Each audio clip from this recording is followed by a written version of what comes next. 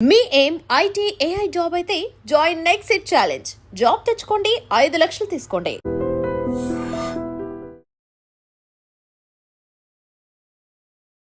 నమస్తే, welcome to I dream inside politics with Kavitha.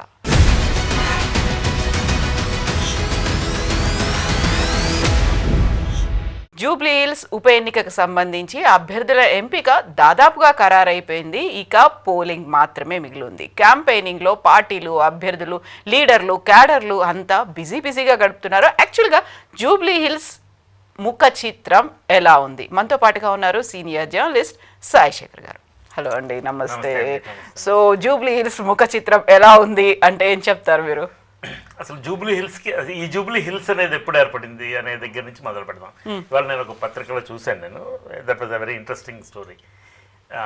August 1911లో Mir Osman Ali Khan 7th నిజాంగా అయ్యారు. ఆయన అప్పటికి ఆయనకి 25 ఏళ్ళు. సో ఆ సందర్భంగా 25 ఏళ్ల వయసు వచ్చిన, అంటే సిల్వర్ జూబ్లీ వయసు వచ్చిన ఆయన నిజాం అయ్యారు. కాబట్టి ఆయన జూబ్లీ సెలబ్రేషన్స్ కోసమని సెలబ్రేషన్స్ నిర్వహించారు. సిటీలో నిర్వహిస్తూ సిటీని అప్పుడు 5 స్క్వేర్ కిలోమీటర్స్ ఉండేది సిటీ, హైదరాబాద్ ఏరియా. దాన్ని ఎక్స్పాండ్ చేద్దామని చెప్పి కొంతమందికి ఇనాం భూములు ఇచ్చారు.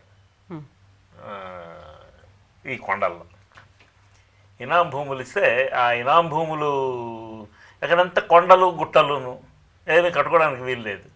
సో చాలామంది ఆ ఇనాం భూముల్లో దానికి ఆ కొండలకు అడ్జాయినింగ్ ఏరియాస్లో నివాసాలు ఏర్పరచుకున్నారు. నివాసాలు ఏర్పరచుకున్న తర్వాత ఇంక దాన్ని ఆ సిల్వర్ జూబ్లీ సందర్భంగా ఇది silver Jubilee hills, it has become Jubilee hills. Okay, ఆ సిల్వర్ పోయింది, జూబ్లీ హిల్స్ ఏర్పడింది. అంటే జూబ్లీ హిల్స్ ప్రాంతానికి 114 ఏళ్ల చరిత్ర ఉంది. హైదరాబాద్కి 438 ఏళ్ల చరిత్ర ఉంది, 37 ఏళ్ల చరిత్ర ఉంది, 437 ఏళ్ల చరిత్ర ఉంది. జూబ్లీ హిల్స్కి 114 ఏళ్ల చరిత్ర ఉంది. ఈ జూబ్లీ హిల్స్ ప్రాంతాన్ని, అంటే బంజారా హిల్స్, జూబ్లీ హిల్స్, ఇక దాని చుట్టూ ఒక పంజగుట్ట, కొన్ని ఈ చుట్టుపక్కల ఉండే కొన్ని ప్రాంతాలు, ఇవన్నీ కలిపి అది జూబ్లీ హిల్స్ మున్సిపాలిటీగా ఏర్పడింది 1937లో. అప్పుడు ఎంసీహెచ్ లేదు, ఐ మీన్ ఎంసీహెచ్లో భాగం కాదు.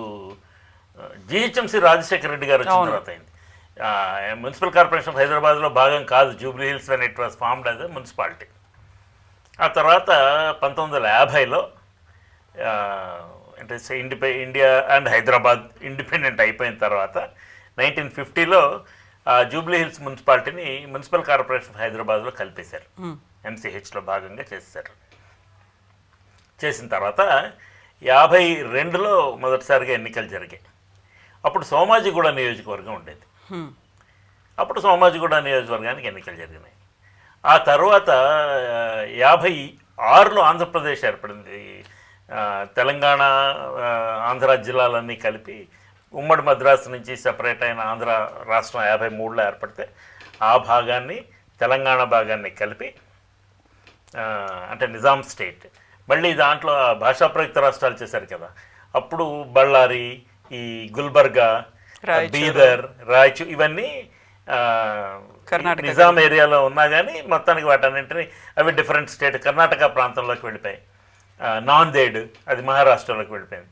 వెళ్ళిపోయి ఆ మిగిలిన ప్రాంతం, తెలుగు మాట్లాడే ప్రాంతాన్ని, తెలంగాణ భాగాన్ని, ఈ ఆంధ్ర ప్రాంతంలో ఉండే వాళ్ళని రెండింటినీ కలిపి 56లో భాషా ప్రయుక్త రాష్ట్రాలు విడగొట్టినప్పుడు ఆంధ్రప్రదేశ్గా ఏర్పరిచారు. సో 57లో మళ్ళీ ఎన్నికలు జరిగినప్పుడు 57లో జూబ్లీ హిల్స్ నియోజకవర్గం ఏర్పడింది ఫస్ట్ టైం. అప్పుడు ఎన్నికలు జరిగితే ఎవరో ఒక నవాబ్ మెహదీ నవాజ్ ఎవరో ఆయన గెలిచారు. ఆ తర్వాత 62లో ఎన్నికలు జరిగాయి. 57 నుంచి 62 అంటే 5 ఏళ్ళు. 62లో ఎన్నికలు 62 కూడా కాదు యాక్చువల్గాను, 61లో ఉప ఎన్నిక జరిగింది. ఆయన చనిపోయినట్టున్నారు. ఉప ఎన్నిక జరిగితే రోడా మిస్ట్రీ అని ఒక కాంగ్రెస్ మినిస్టర్ ఉండేవారు చెన్నారెడ్డి గారి గవర్నమెంట్లో. సో వారు గెలిచారు. Anglo Indian. Anglo Indian. ఆ తర్వాత ఆంగ్లో ఇండియన్ ఆవిడ కాదు, she's a Parsi. Okay. Roda Mistry అంటే మిస్ట్రీస్ ఆర్ పార్సీస్. ఓకే. సైరస్ మిస్ట్రీ ఉండేవా కదా టాటా. ఎగ్జాక్ట్లీ. సో ఆవిడ 61లో ఉప ఎన్నిక గెలిచారు. 62లో రెగ్యులర్ ఎన్నికలో 20,000 మెజార్టీతో ఆవిడ జూబ్లీ హిల్స్ ఎమ్మెల్యేగా గెలిచారు. అలా కొనసాగిన తర్వాత 67కి వచ్చేటప్పటికి ఆ తర్వాత రీఆర్గనైజేషన్ ఆఫ్ అసెంబ్లీ సీట్స్ జరిగి ఈ Jubilee hills, Banjara hills, Jubilee hills కింద ఉన్న కొన్ని ప్రాంతాలు ఇవన్నీ కలిపి ఖైరతాబాద్ నియోజకవర్గం ఏర్పడింది. ఖైరతాబాద్ మీకు జ్ఞాపకం ఉందో లేదో was the largest assembly constituency in India. Khairatabad నియోజకవర్గంలో చాలా కాలం పి జనార్దన్ రెడ్డి గారు ఎమ్మెల్యేగా ఉండేవారు. 1999లో విజయరామారావు గారు పి జనార్దన్ రెడ్డి గారిని ఓడించారు. అప్పుడు ఆ ప్రజాదీవన కార్యక్రమంలో తెలుగుదేశం కొత్త అభ్యర్థుల్ని, న్యూట్రల్ అభ్యర్థుల్ని ఎన్నికల్లోకి దింపినప్పుడు ఆయన 99లో తెలుగుదేశం అభ్యర్థిగా గెలిచారు. గెలిచిన తర్వాత అతను he wanted to Jubilee hills area మీద ఆయన ఫోకస్ పెట్టినప్పుడు 80,000 జనాభాతో ఆయన చొరవతో మున్సిపల్ కార్పొరేషన్ ఆఫ్ హైదరాబాద్లో జూబ్లీ హిల్స్ మున్సిపల్ డివిజన్ ఏర్పడింది. That is the largest municipal division in Hyderabad. అయిన తర్వాత 1999లో ఎన్నికల్లో ఆయన ఖైరతాబాద్ ఎమ్మెల్యే ఎన్నికయ్యారు. 2004 ఎన్నికల్లో పి జనార్దన్ రెడ్డి గారు మళ్ళీ ఎన్నికయ్యారు. ఆయన మధ్యలోనే చనిపోతే వారి కుమారుడు విష్ణువర్ధన్ రెడ్డి అక్కడ ఎమ్మెల్యేగా ఎన్నికయ్యారు. తర్వాత 2009లో మళ్ళీ అసెంబ్లీ సీట్స్ రీఆర్గనైజ్డ్. అసెంబ్లీ నియోజకవర్గాల పునర్విభజన జరిగింది రాజశేఖర రెడ్డి గారు ముఖ్యమంత్రిగా ఉన్నప్పుడు. అప్పుడు జూబ్లీ హిల్స్ నియోజకవర్గం మళ్ళీ ఏర్పడింది. ఆ ఎన్నికల్లో పి జనార్దన్ రెడ్డి గారి కొడుకు విష్ణువర్ధన్ రెడ్డి గారు మళ్ళీ పోటీ చేసి ఆయన గెలిచారు. 2014కి వచ్చేటప్పటికి తెలంగాణ సెపరేట్ అయిపోయింది.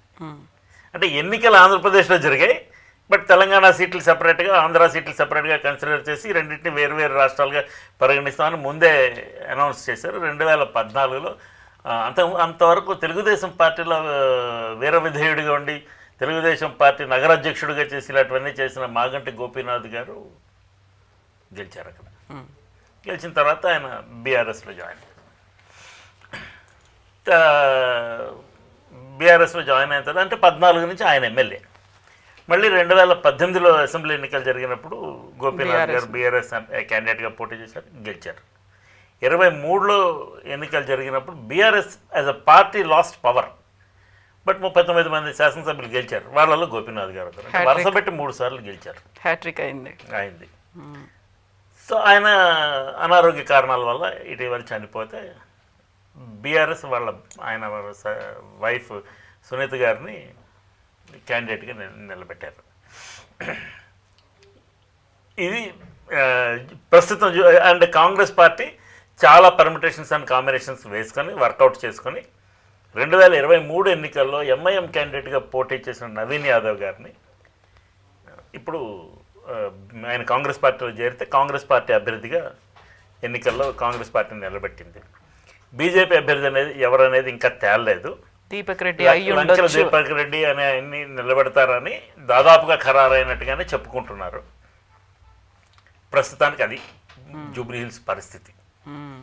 సో ఇప్పుడు ఎన్నికలు జరగబోతున్నాయి. నవంబర్ 11న ఎన్నిక జరుగుతోంది, 14న రిజల్ట్ అనేది ఉంది. ఈలోపు జరిగేటువంటి క్యాంపెయినింగ్ ఇవన్నీ చూస్తూ ఉంటే ఏమనిపిస్తోంది? ఎలా ఉంది? పల్స్ దొరుకుతోందా? యాక్చువల్గా జూబ్లీ హిల్స్ ఉప ఎన్నికకి ఇవాళ నోటిఫికేషన్ విడుదలైంది. ఇవాళ నుంచి నామినేషన్లు స్టార్ట్ అయినాయి. ఇవాళ అక్టోబర్ 13 నుంచి ఇవాళ నుంచి నామినేషన్ స్టార్ట్ అయ్యాయి. 22వ తారీఖు నాటికి స్క్రూటినీ అయిపోతుంది. అంటే 17వ తారీఖు ఎప్పుడో నామినేషన్స్ ఎండ్ అయిపోతాయి. 22వ తారీఖు నాడు స్క్రూటినీ అవుతుంది. 24 నాడు ఫైనల్ అంటే నామినేషన్ విత్డ్రాయల్ కూడా అయిపోతాయి. ఫైనల్ లిస్ట్ వచ్చేస్తుంది. 11వ తారీఖు నాడు నవంబర్ ఎన్నిక, 14 నాడు రిజల్ట్. ఇప్పుడు సునీత గారు అగ్రెసివ్గా క్యాంపెయిన్ చేస్తున్నారు. వాళ్ళ పిల్లలు తిరుగుతున్నారు. అండ్ బీఆర్ఎస్ నాయకుల కేటీఆర్ గారు రోజు వాళ్ళ నియోజకవర్గ స్థాయి వివిధ వార్డులు డివిజన్ల నాయకులతో సమావేశాలు అగ్రెసివ్గా నిర్వహిస్తున్నారు. హరీష్ రావు గారు రంగంలో దిగారు. అంతా BRS is fully poised. Congress కూడా ఫుల్లీ పాయిజ్డ్. కాంగ్రెస్ ఏమి దాన్ని తేలిగ్గా తీసుకోలేదు, బికాజ్ రూలింగ్ పార్టీ. జనరల్గా బై ఎలక్షన్స్లో రూలింగ్ పార్టీకి అడ్వాంటేజ్ ఉంటుంది సర్వసాధారణంగా. అసాధారణ పరిస్థితుల్లో రూలింగ్ పార్టీ ఓడిపోవచ్చు. రూలింగ్ పార్టీ ఓడిపోతే అది రూలింగ్ పార్టీకి నెక్స్ట్ ఎలక్షన్స్కి కొంచెం నెగిటివ్ సిగ్నల్ అన్న భావన రావాలి. దీన్ని మనం సూత్రీకరించలేము. జనరలైజ్ చేసి ఇప్పుడు ఉమ్మడి ఆంధ్రప్రదేశ్లో చాలా సందర్భాల్లో రూలింగ్ పార్టీలు పోటీ చేసి ఓడిపోయిన సందర్భాలు ఉన్నాయి. తర్వాత అదే పార్టీ జనరల్ ఎలక్షన్స్లో గెలిచిన సందర్భాలు ఉన్నాయి. అంచేత దాన్ని మనం బెంచ్ మార్క్గా తీసుకోలేం. కానీ బట్ మొత్తానికి ఒక సెన్స్ ఒకటి ఇలాంటి క్యాంపెయిన్ చేయడానికి ఒక వీల్ పడుతుంది. ఇప్పుడు ఫర్ ఎగ్జాంపుల్ మనం తెలంగాణలో తీసుకుందాం. 2014 ఎన్నికలు జరిగిన తర్వాత 2016లో పాలేరు నియోజకవర్గంలో శాసనసభ్యుడిగా ఉన్న రామరెడ్డి వెంకటరెడ్డి గారు 2 రోజుల కింద వారి బ్రదర్ దామోదర్ రెడ్డి గారు కూడా చనిపోయారు. ఆయన 5 సార్లు శాసనసభ్యుడు చేశాడు. ఈ రామరెడ్డి వెంకటరెడ్డి గారు అని ఆయన కాంగ్రెస్ శాసనసభ్యుడిగా ఉండేవారు 2016లో. ఆయన 1996లో మొట్టమొదటిసారి ఆ రజబలి అని ఆయన చనిపోతే సిపిఐ నాయకుడు, ఈయన కాంగ్రెస్ అభ్యర్థిగా 96లో సుజాత నగర్ నియోజకవర్గం నుంచి పోటీ చేశారు. ఖమ్మం జిల్లా పోటీ చేసి గెలిచారు ఉప ఎన్నికల్లో. తర్వాత 99 ఎన్నికల్లో మళ్ళీ సుజాత నగర్ నుంచి గెలిచారు. మళ్ళీ 2004 ఎన్నికల్లో సుజాత నగర్ నుంచి గెలిచి ఆయన రాజశేఖర రెడ్డి గారి మంత్రివర్గంలో చేరారు. 2009లో నియోజకవర్గాల పునర్విభజన జరిగినప్పుడు ఆయన పాలేరు ఎమ్మెల్యేగా పోటీ చేసి గెలిచారు. కిరణ్ కుమార్ రెడ్డి గవర్నమెంట్లో కూడా ఆయన మంత్రిగా పనిచేశారు. అంటే 1996 నుంచి 2014 ఎన్నికల వరకు అప్రతిహతంగా గెలుస్తున్నారు. 5 సార్లు గెలిచారు, ఒకసారి కూడా ఓడిపోలేదు. 2014 ఎన్నికల్లో తెలంగాణ సెపరేట్ అయిన తర్వాత కూడా ఆయన కాంగ్రెస్ అభ్యర్థిగా గెలిచారు పాలేరు నుంచి. పాలేరు నియోజకవర్గం ఏర్పడిన తర్వాత 2 సార్లు గెలిచారు. చనిపోయారు. చనిపోయిన తర్వాత అప్పుడు కేసీఆర్ గారు ముఖ్యమంత్రిగా ఉన్నారు. అప్పుడు ఉప ఎన్నికలో మరి సింపతి కోసం వారి భార్యను నిలబెట్టారు కాంగ్రెస్ వాళ్ళు. బట్ అక్కడ సింపతి వర్కౌట్ వల్ల Congress was in opposition. Just see the similarity in the scenario. 5 సార్లు ఎమ్మెల్యేగా గెలిచాడు. చాలా పెద్ద నాయకుడు, పెద్ద మంత్రిగా పనిచేశాడు, చాలా ఇన్ఫ్లుయెన్షియల్. అండ్ ఆయన కానీ ఆయన తమ్ముడు కానీ కాంగ్రెస్ పార్టీకి తెలంగాణ ప్రాంతంలో కొంచెం పవర్ఫుల్ సపోర్ట్ బేస్ ఉన్న లీడర్స్. అలాంటిగా ఆయన గారి భార్య ఓడిపోయారు. బీఆర్ఎస్ అది అప్పుడు టీఆర్ఎస్ ప్రభుత్వం ఉండేది. కేసీఆర్ గారు తుమ్మల నాగేశ్వరరావు గారిని అక్కడ బై ఎలక్షన్లో నిలబెట్టారు. నిలబెడితే ఆయన గెలిచారు. అట్లానే నారాయణ్ ఖేడ్ నియోజకవర్గంలో పి కృష్ణారెడ్డి అని ఆయన ఆల్టర్నేట్ ఎలక్షన్స్ గెలుచుకుంటూ వచ్చారు. ఎప్పుడో 89 నుంచి ఆయన 4 సార్లు కాన్స్టిట్యున్సీని రిప్రజెంట్ చేశారు. 2014లో జరిగిన తెలంగాణ ఎన్నికల్లో ఆయన కృష్ణారెడ్డి గారే గెలిచారు. గెలిచిన తర్వాత ఆయన కొంతకాలానికి 2016 కాలంలో ఆయన చనిపోయారు. చనిపోతే కాంగ్రెస్ పార్టీ ఆయన కుమారుడు సంజీవ్ రెడ్డికి టికెట్ ఇచ్చింది. బట్ కేసీఆర్ గారు హీ థాట్ అదర్వైజ్. ఆయన వేరే క్యాండిడేట్ని పెట్టారు బై ఎలక్షన్లో. ప్రభుత్వానికి కొంత అడ్వాంటేజ్ ఉంటుందని నేను ఇందాక జనరలైజ్ చేయలేము. ఇది బెంచ్ మార్క్ అని చెప్పలేమండి. కానీ నేను ఇందాక మెన్షన్ చేసినట్టుగా ప్రభుత్వానికి అడ్వాంటేజ్ ఉంటుంది బై ఎలక్షన్స్లో. ఎందుకంటే నియోజకవర్గ ప్రజలు కూడా ప్రభుత్వంలో వీళ్ళు ఉన్నారు కాబట్టి మనకు కొన్ని పనులు అవుతాయి. అంటే నియోజకవర్గానికి సంబంధించిన కొన్ని పనులు అవుతాయి. ఏవో రోడ్లు బాగాలేవో, లేకపోతే స్ట్రీట్ లైట్స్ లేవు, ఏదో పెరీనియల్ ప్రాబ్లం, రిజిస్ట్రేషన్ ప్రాబ్లం ఏవో ఉంటాయి. వీటికి సొల్యూషన్ దొరుకుతుంది. రూలింగ్ పార్టీలో ఉంటే అడ్వాంటేజ్ ఉంటుంది అనే ఒక భావన ఓటర్ మనసులో ఉంటుంది. అయితే ఉండినప్పుడు ఆ అడ్వాంటేజ్ పొందడానికి రూలింగ్ పార్టీ క్యాండిడేట్ని ఎన్నుకుంటారు. సో అట్లనే నారాయణ్ ఖేడ్లో టీఆర్ఎస్ క్యాండిడేట్ గెలిచారు. 2018 ఎలక్షన్స్లో కూడా టీఆర్ఎస్ క్యాండిడేట్ గెలిచారు. 23కి వచ్చేటప్పటికి అప్పుడు ఎలక్షన్స్లో కిష్టారెడ్డి గారు అబ్బాయిని పెట్టారు కదా, వారిని మళ్ళీ 2023 ఎలక్షన్లో కాంగ్రెస్ అభ్యర్థిగా నిలబడితే కాంగ్రెస్ అభ్యర్థిగా ఆయన గెలిచారు. సో సింపతి వర్కౌట్ అవ్వకపోవడం అనేది 2 సందర్భాల్లో కేసీఆర్ గారు రుజువు చేశారు. అయితే ఒక చిన్న క్యాచ్ ఉంది ఇక్కడ. దుబ్బాకలో సోలిపేట రామలింగారెడ్డి అని తను జర్నలిస్టు, అవును, నాకు కొంచెం బాగానే తెలిసిన వ్యక్తి అతను. ఆయన 2018-23 మధ్య కాలంలో ఆయన చనిపోయారు. 2020 ఇఫ్ ఐఎమ్ రైట్, ఆయన చనిపోయారు. చనిపోతే సింపతి గార్నర్ చేయడం కోసం ఆయన గారి వైఫ్ని నిలబెట్టారు వీళ్ళు ఎలక్షన్లో. That did not work in favour of TRS. అవును, అప్పటికి బీజేపీ క్యాండిడేటు రఘునందన్ రావు గారు ఆ ఎన్నిక కొట్టుకుపోయారు. ఆయన గెలిచారు. ఆయన గెలిచి బీఆర్ఎస్ తక్కువ మెజార్టీతోనే ఓడిపోయింది. హుజూరాబాద్ నియోజకవర్గంలో ఈటల రాజేందర్ టీఆర్ఎస్కి అతన్ని క్యాబినెట్లోంచి అతన్ని డ్రాప్ చేస్తే ఆయన నొచ్చుకొని రాజీనామా చేసి బీజేపీలో జాయిన్ అయ్యి ఎన్నికలు పోటీ చేశారు. హుజూరాబాద్లో ఆయన 23-24 వేల ఓట్ల మెజార్టీతో గెలిచాడు. మళ్ళీ అది అక్కడ బీజేపీ పాపులారిటీ కంటే రాజేందర్ పాపులారిటీ ఎక్కువ అనుకుందాం.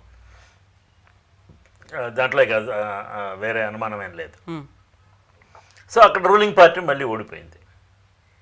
తర్వాత మునుగోడులో ఈ రాజగోపాల్ రెడ్డి గారు బీజేపీలో చేరడంతో రాజీనామా చేయడంతో మళ్ళీ దానికి బై ఎలక్షన్ వచ్చింది.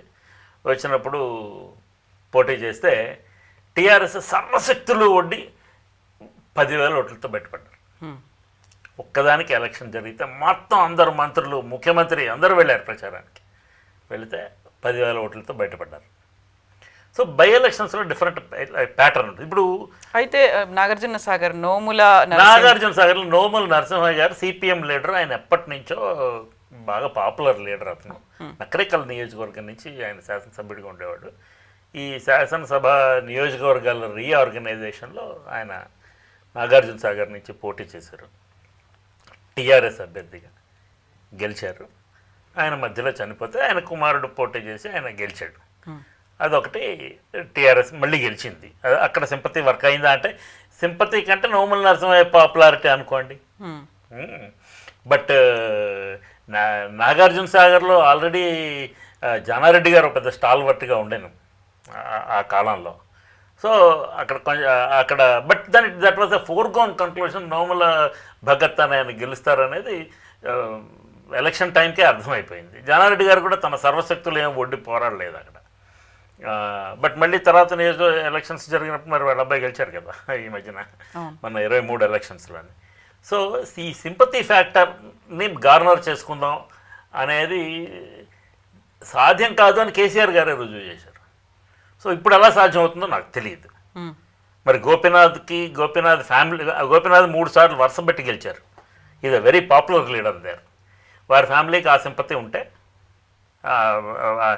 ఆ సింపతిని వాడుకుని టీఆర్ఎస్ వాళ్ళు ఇప్పుడు అన్ని స్థాయిల నాయకులు అక్కడ ఫోకస్ పెట్టారు కాబట్టి అది కూడాను ఈ పంచాయతీరాజ్ ఎలక్షన్స్ మీద బ్రేక్ పడింది కాబట్టి ఫోకస్ అంతా అటు వెళ్ళిపోయింది. సో వీళ్ళందరూ గట్టిగా ఫోకస్ చేస్తున్నారు. బట్ మూల విరాట్లు ఇంకా దిగలేదు ప్రచారానికి. కేసీఆర్ గారు రాలేదు, ముఖ్యమంత్రి రేవంత్ రెడ్డి గారు వెళ్ళలేదు ఇంకాను. వాళ్ళు కూడా వచ్చిన తర్వాత ముఖ్యమంత్రి అయితే డెఫినెట్గా వెళ్తారు. మరి కేసీఆర్ గారు పబ్లిక్ మీటింగ్ ఏమైనా పెడతారో లేదు తెలియదు, మనకి చూడాలి. సో ఆ సందర్భం అయిన తర్వాత ఇంకొంచెం వేడెక్కుతుంది, ఫ్లేర్ అప్ అవుతుంది, వాతావరణం వేడెక్కుతుంది. కానీ సింపతి మీద గెలుస్తారనే దాన్ని నేను అంగీకరించడం లేదు. ఎందుకంటే కేసీఆర్ గారే దాన్ని డిస్ప్రూవ్ చేశారు. రూలింగ్ పార్టీకి అడ్వాంటేజ్ ఉన్నది. ఈ నవీన్ యాదవ్ అనే ఆయన ఎంఐఎం క్యాండిడేట్గా పోటీ చేసి చాలా ఓట్లు తెచ్చుకున్నారు. 35,000-40,000 ఓట్లు తెచ్చుకున్నారు ఆయన 23లోనే. It's not very long ago. ఇప్పుడు ఆ ఎంఐఎం కూడా క్యాండిడేట్ని పెట్టలేదు. సో అతనికి సొంతానికి ఉండే ఓట్ బ్యాంక్ ఒక అడ్వాంటేజ్ ఉంటుంది. ఎంఐఎం సపోర్టర్స్ కొంతమంది ఇటు కాంగ్రెస్ అభ్యర్థికి సపోర్ట్ చేసే అవకాశం ఉంది అండ్ రూలింగ్ పార్టీ ఈ అడ్వాంటేజెస్తో కాంగ్రెస్ సింపతి 3 సార్లు గెలిచారు. గోపీనాథ్ గారి popularity and BRS as a political entity there for several years. And Vishnuvardhan Reddy గారు కూడా ఈ మధ్యన నేను బీఆర్ఎస్తోనే ఉంటాను, నేను బీఆర్ఎస్ అభ్యర్థి గెలిపి కృషి చేస్తా అని చెప్పారు. కాబట్టి ఎవరు పీజీఆర్ గారు అబ్బాయి. సో ఈ complex situation BJP, I'm not very sure BJP Deepak Reddy గారు అంత ఇంపాక్ట్ చూపించగలుగుతారని నేను అనుకోవడం లేదు. We don't know because it's a very urban constituency. అయితే జూబిలీ హిల్స్ అనగానే మనకు గుర్తొచ్చేవి హై రైజ్ బిల్డింగ్స్, తర్వాత పోష్ లొకాలిటీ, సినిమా యాక్టర్లు, పెద్ద పెద్ద అడ్వకేట్లు, పెద్ద పెద్ద ఇంజనీర్లు, పెద్ద పెద్ద కంపెనీల తాలూకా మేనేజింగ్ డైరెక్టర్లు, ఓనర్లు, వాళ్ళందరూ రెసిడెన్సెస్ ఇవన్నీ మనకు అనిపిస్తాయి. రాజకీయ నాయకులు ఇవన్నీ. యాక్చువల్గా జూబిలీ హిల్స్లో హిల్స్ లేదు. అండ్ అక్కడ చూస్తే ఇప్పటిదాకా మీరు ఇంత చెప్పినప్పటికి కూడా పోల్ పర్సెంటేజ్ తక్కువ ఎక్కడ నమోదవుతుంది అంటే జూబ్లీ హిల్స్, నాట్ ఈవెన్ 50%. అసలు ఎప్పుడు ఇక్కడ ఇంకొక రీజన్ ఏంటంటే ఈ జూబ్లీ హిల్స్ నియోజకవర్గంలో మైనారిటీలు చాలా మంది ఉన్నారు, బీసీలు చాలా మంది ఉన్నారు. అండ్ శ్రీనగర్ కాలనీ, షేక్పేట, రహమత్ నగర్, యూసఫ్గూడ ఈ ఏరియాలు దీని కిందకి వస్తాయి ఈ నియోజకవర్గానికి. యాక్చువల్గా this urban very rich urban area, it doesn't come under that. అయినా కానీ వీళ్ళకి ఈ ఓటర్స్కి ఎందుకు జనరల్ రిలక్టెన్సో, ఎందుకు నిర్లిప్తతో నాకు బోధపడదు. బట్ ఓట్ పర్సంటేజ్ తక్కువ వస్తుంది. 50% కూడా రీచ్ అవ్వలేదు ఇప్పటిదాకా. ఈసారి బహుశా కొంచెం పెరుగుతుందేమో అనుకుంటున్నాను నేను. కొంచెం పోటాపోటీగా ఎన్నిక జరుగుతుంది, ఒకటే ఎన్నిక కాబట్టి కొంచెం అన్న పోల్ పర్సంటేజ్ పెరుగుతుందని నేను అనుకుంటున్నాను. అయితే ఇప్పుడు మనం రెండింటినీ కండిషన్స్ని జనరలైజ్ చేయలేము. ప్రభుత్వానికి అనుకూలంగా ఓటు పడవచ్చు అన్నదాన్ని మనం బెంచ్ మార్క్ చేసుకోలేదు. సానుభూతి ఓటు లేదు అనేదాన్ని కూడా మనం బెంచ్ మార్క్ కింద తీసుకోలేము. సానుభూతి ఓటు ఉంటుందనేది కూడా బెంచ్ మార్క్ కాదు. ఎగ్జాక్ట్లీ, ఆ రెండు బెంచ్ మార్క్ కాదు అనుకున్నప్పుడు ఒక టిపికల్ సిచ్యువేషన్ అయితే జూబ్లీ హిల్స్ బై ఎలక్షన్ కి సంబంధించి విచిత్రమైన పరిస్థితి ఇది. అండ్ అక్కడ అన్ని ఇంత ప్రతిష్టాత్మకంగా తీసుకుంటున్నాయి, క్యాంపెయినింగ్ పోటాపోటీగా జరుగుతోంది. ఇప్పుడు ఎలాగో లోకల్ బాడీ ఎలక్షన్స్ లేవు కాబట్టి మొత్తం ఫోకస్ అంతా ఇక్కడికే డైవర్ట్ అయినప్పుడు ఎంత ప్రచారం చేసినప్పటికీ గెలిపించుకోవడానికి కావాల్సినటువంటి ఓట్లు ఉండాలి, ఓటర్లు టర్న్అవుట్ అనేది ఉండాలి. నాట్ ఈవెన్ 50% అనేది అంటే ఇప్పుడు ఎంతమంది ఎన్ని రకాలుగా క్యాంపెయిన్ చేసినప్పటికీ, స్టేట్ ఎలక్షన్ కమిషన్ కావచ్చు, పార్టీలు కావచ్చు, అక్కడ ఇండివిజువల్గా ఉండేటువంటి వాలంటీర్స్ కావచ్చు, ఎంత చేసినప్పటికీ అక్కడికి రీచ్ అవ్వట్లేదు అస్సలు. ఇక్కడ ఒక ట్రికీ సిచ్యువేషన్ ఉంది మేడం. కాంగ్రెస్ గెలిచింది అనుకోండి, కాంగ్రెస్ క్యాన్ క్లెయిమ్ ఇది vindication of the governments policies, మాకు ప్రజల మద్దతు దొరికిందని వాళ్ళు ప్రచారం చేసుకోవచ్చు. అండ్ రూలింగ్ పార్టీ అడ్వాంటేజ్ ఉన్నది అందుకని గెలిచామని చెప్పరు వాళ్ళు. బికాజ్ కాంగ్రెస్ ఈ సీట్ని గెలిస్తే ఏంటి, it is resting that seat from BRS. BRS దగ్గర నుంచి ఆ సీట్ లాక్కొని వీళ్ళు గెలిచినట్లు. అందుకని వీళ్ళ తాలూకా మొరల్ బూస్టింగ్ పెరుగుతుంది, వీళ్ళ స్టాక్ పెరుగుతుంది. Whether it is long standing, permanent, strong or temporary అనేది మనం చెప్పలేం. కానీ మొత్తానికి కాంగ్రెస్కి అడ్వాంటేజ్ అవుతుంది గెలుపు. బీఆర్ఎస్ గెలిచింది అనుకోండి, Congress would say it is their seat, so బీఆర్ఎస్కి కొత్తగా నెంబర్ యాడ్ అవ్వదు. కాంగ్రెస్ గెలిస్తే కాంగ్రెస్కి ఒక నెంబర్ యాడ్ అవుతుంది, లైక్ కంటోన్మెంట్లో యాడ్ అయినట్టుగా. ఎగ్జాక్ట్లీ. ఇక్కడ బీఆర్ఎస్ గెలిస్తే నెంబర్ యాడ్ అవ్వదు. సింపతి వర్క్ అయింది, ఆయన సిట్టింగ్ ఎమ్మెల్యేగా ఉండినారు, ఆయన బాగా పనిచేశారు అని చెప్పి ఆ అడ్వాంటేజ్ బీఆర్ఎస్ పొందారు అని చెప్పి వీళ్ళు చెప్పేస్తారు. అండ్ ఇక బీఆర్ఎస్ అంతకంటే ఏం చెప్పలేరు కూడా. ఇది ప్రభుత్వ వ్యతిరేకత అనే మాట బీఆర్ఎస్ చెప్పలేదు వాళ్ళు గెలిచినా కానీ. ఎందుకలా? సిట్టింగ్ ఎమ్మెల్యే వాళ్ళ సీటు ఆయన వరుసగా 3 సార్లు గెలిచారు, ఒక్కసారి గెలవలేదని. 14, 19, 18, 23 3 సార్లు గెలిచారు ఆయన. We can't take him, is not light weight in politics. అంటే ప్రభుత్వం ఏం చేసినా ఎంత చెప్పినా దాన్ని తిప్పి కొట్టారు అని ఒక మాట అనొచ్చు కదా, ఉంటుంది అంటే అంటారు. కానీ అది అంతగా జెల్ అవ్వదు పబ్లిక్ లో. వాళ్ళు గెలిచి ఆ సిచ్యువేషన్ కి ఆప్ట్ గా సూట్ అవ్వదు. అయితే బీఆర్ఎస్ ఓడిపోయింది అనుకోండి, బీఆర్ఎస్ ఓడిపోతే బీఆర్ఎస్ మొరల్ ఖచ్చితంగా దెబ్బతింటుంది. ఎందుకంటే కంటోన్మెంట్లో దెబ్బతిన్నారు, ఇక్కడ దెబ్బతిన్నారు, నంబర్ తగ్గుతుంది. దానివల్ల బీఆర్ఎస్ మొరల్ కొంత దెబ్బతింటుంది. అప్పుడు పార్టీ నాయకత్వం ఇంకొంచెం ఎక్కువ కష్టపడి రాష్ట్రంలో పార్టీని బలోపేతం చేసుకోవాల్సిన అవసరం ఏర్పడుతుంది. ఇది పరిస్థితి. సో మనకి ఎలక్షన్స్ ముందులో 2023లో జిహెచ్ఎంసీ లిమిట్స్లో హైదరాబాద్ చుట్టుపక్కల ఎక్కడ కాంగ్రెస్ పార్టీకి సీట్లు రాలేదు, అంటే కేవలం పల్లెటూళ్ళలో మాత్రమే ఉంది, పట్టణాల్లో కాంగ్రెస్ లేదు, హైదరాబాద్లో అసలే లేదు అనుకున్నప్పుడు ఒక కంటోన్మెంట్ వచ్చింది. వాట్ ఇఫ్ జూబ్లీ హిల్స్ కూడా వాళ్ళకి ఇన్ ఫేవర్ ఆఫ్ కాంగ్రెస్ ఉంది అనుకోండి, ఇక్కడ కాంగ్రెస్ పుంజుకుంటోంది అన్నట్టు. దానికి కూడా నేను మీకు ఒక లెక్క చెప్తాను. 2020లో చివరిలో జిహెచ్ఎంసీ ఎన్నికలు జరిగినప్పుడు, అంతకుముందు 2016లో ఎన్నికలు జరిగినప్పుడు టీఆర్ఎస్కి 99 డివిజన్స్ వచ్చినాయి అవుట్ ఆఫ్ 150. అవును, ఓకే. అంటే వాళ్ళకి ఎవరు సపోర్ట్ అక్కర్లేకుండా కార్పొరేషన్లో దే హ్యాడ్ దేర్ మేయర్ బొంత రామ్మోహన్. సో బట్ 2020లో ఎన్నిక జరిగితే అంటే 18లో బీఆర్ఎస్కి 88 అసెంబ్లీ సీట్లు వచ్చినాయి. కొంతమంది కాంగ్రెస్ నుంచి వచ్చి జాయిన్ అయిపోయారు. 102 అయిపోయినాయి వాళ్ళ నంబర్లో. 20లో ఎన్నిక జరిగితే జిహెచ్ఎంసీలో టీఆర్ఎస్కి 56 సీట్లే వచ్చినాయి. విత్ ద హెల్ప్ ఆఫ్ ఎంఐఎంతో కలిపి వాళ్ళు కౌన్సిల్లో మేయర్ని పెట్టుకోవాల్సిన పరిస్థితి ఏర్పడింది. బీజేపీకి చాలా సీట్లు వచ్చాయి. మళ్ళీ 23 ఎన్నికలకు వచ్చేటప్పటికి బీఆర్ఎస్ 22 ఎమ్మెల్యే సీట్లు గెలిచింది. కాంగ్రెస్కి ఒక్కటి కూడా రాలేదు. అర్బన్లో ఏం లేదు కాంగ్రెస్కి.